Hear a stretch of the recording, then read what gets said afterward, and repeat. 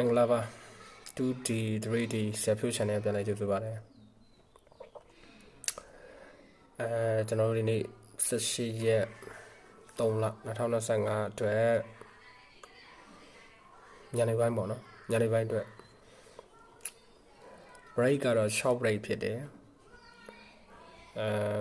အကောင်းဆုံးကဏ္ဍကိုပြောပါဆိုရင်တော့9တလုံးကောင်းပါတယ်ဒါဆိုရင်ကျွန်တော်တို့ short break ဆိုရင်တော့1.5ပေါ့နော်1.5အချိန်တူရင်လိုက်ထိုးပါ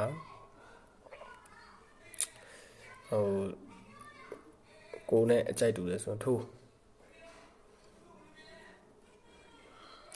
ပြီးတော့ဒါဆိုရင်အကောင်းဆုံးကဏ္ဍတွေပြောပြမယ်ကျွန်တော်ထိုးရဟာတွေပေါ့လေ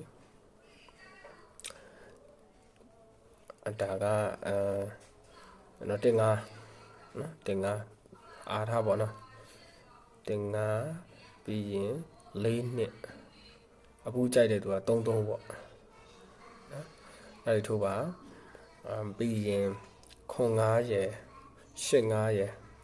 ဒီကနေ့တွေကိုတော့အရန်နေနဲ့ထိုးပါ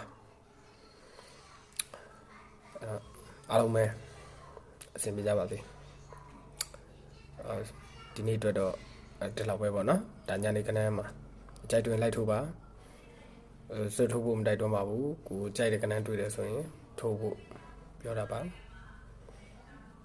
အားလုံးပဲဒူရီပေါက်ပြီးတော့